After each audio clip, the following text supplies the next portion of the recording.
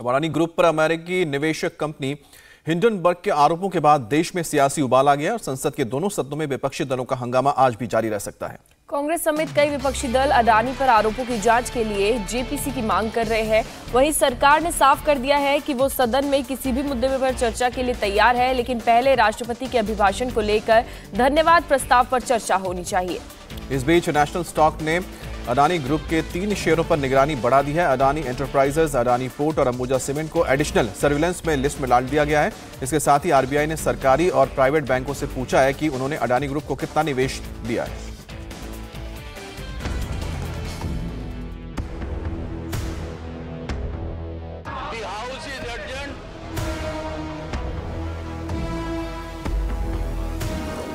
I expect the members to observe decorum in the house. सियासत का पारा गर्म है। विपक्ष को लग रहा है कि उन्हें सरकार को घेरने का बड़ा मुद्दा मिल गया है, इसलिए जो हंगामा गुरुवार को शुरू हुआ वो आज भी जारी रह सकता है।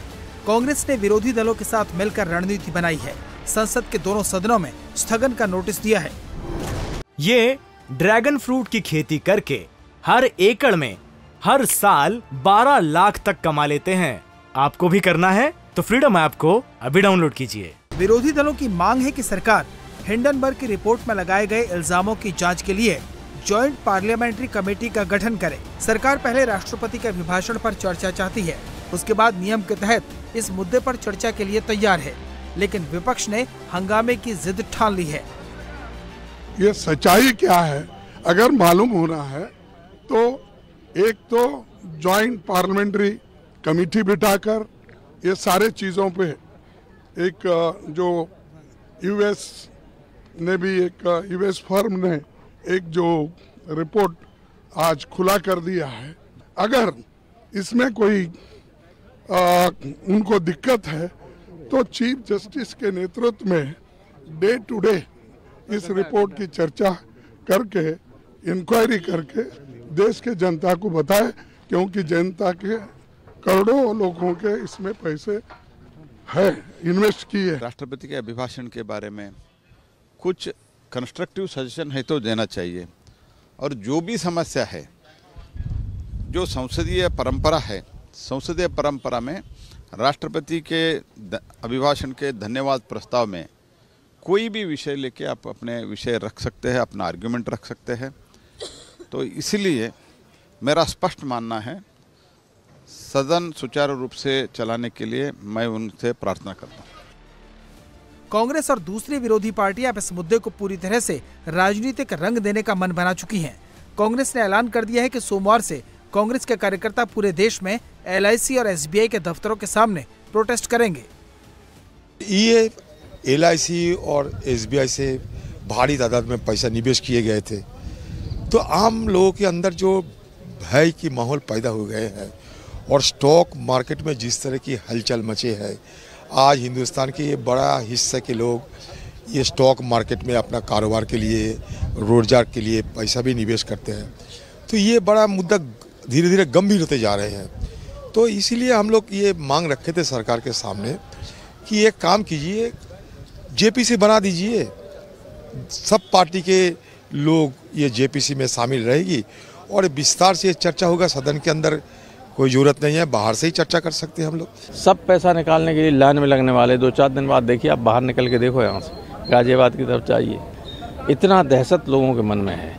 इसके बाद भी बीजेपी के लोग ये कहेंगे कि ये सदन का टाइम बर्बाद करते हैं। हम तो करोड़ों लोगों के जो हित खत्म हो रहा है, जो मरते जा रहे हैं, लोग देखना आत्महत्या करना शुरू कर दें। विपक्ष जेपीसी की मांग कर रहा है तो ममता बनर्जी एक कदम आगे बढ़ गयी। ममता ने कहा कि बजट वाले दिन मोदी सरकार गिर ही जाती, क्योंकि शेयर बाजार में भूचाल आ गया था, तब दूसरे लोगों से मदद दी गई।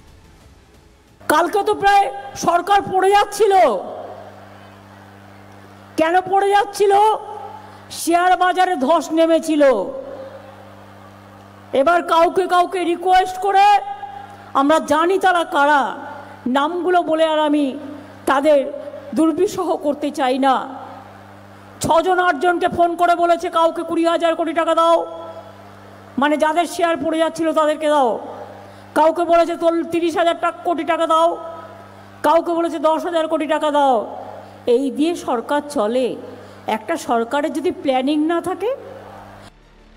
ममता ने अडानी समूह के गिरते शेयरों के बहाने मोदी सरकार को निशाने पर लिया तो उनके इस बयान पर बंगाल में कभी उनके साथी रहे शुवेंदु अधिकारी ने तीखी प्रतिक्रिया दी। ये निराधार इल्जाम है, इसका कोई प्रूफ नहीं है, ओनली पॉलिटिकल ड्रामाबाजी के लिए ये बात आया है सामने, उन्होंने ये बात रखी है। इसका जोरदार हम विरोध करते हैं बीजेपी स्टेट, और ये एंटी नेशनल कमेंट है, इसको ऊपर देश की सरकार को कार्रवाई करना चाहिए। विपक्ष के तेवर बता रहे हैं कि इस मामले पर अभी और हंगामा होगा। वहीं रिजर्व बैंक भी एक्शन में आ गया है। रिजर्व बैंक ने सरकारी और प्राइवेट बैंकों से पूछा है कि उन्होंने अडानी ग्रुप में कितना पैसा लगाया है। ये ड्रैगन फ्रूट की खेती करके हर एकड़ में हर साल 12 लाख तक कमा लेते हैं। आपको भी करना है तो फ्रीडम ऐप को अभी डाउनलोड कीजिए। उनके टोटल इन्वेस्टमेंट का कितना परसेंट अडानी ग्रुप की कंपनियों में लगा है, बैंक अपनी रिपोर्ट रिजर्व बैंक को दे देंगे। SBI ने कहा है कि उन्होंने अडानी फर्म को 2100 करोड़ रुपए का लोन दिया है। SBI ने यह भी कहा कि अडानी की एक भी किस्त डिफॉल्ट नहीं हुई। हालांकि LIC भी साफ कर चुकी है कि उसने अपने टोटल मार्केट इन्वेस्टमेंट का 1% से भी कम पैसा अडानी ग्रुप की कंपनियों में लगाया है, इसलिए LIC के डूबने का कोई खतरा नहीं है। हालांकि NSE ने अडानी के 3 शेयरों की निगरानी बढ़ा दी है। NSE ने अडानी एंटरप्राइजेज, अडानी पोर्ट और अंबुजा सीमेंट को ASM लिस्ट में डाल दिया है। एडिशनल सर्विलांस एक तरह की निगरानी होती है जिसमें मार्केट के रेगुलेटर सेबी और मार्केट एक्सचेंज BSE, NSE इस पर निगाहें बनाकर रखते हैं। LIC और SBI के बयानों ने अडानी ग्रुप को राहत जरूर दी है, लेकिन अभी मार्केट रेगुलेटरी से लेकर राजनीति की कसौटी पर चुनौती बरकरार है। इंडिया टीवी हर वक्त हर जगह डाउनलोड करने के लिए सर्च करें India TV news Google play store या ऐप स्टोर पर।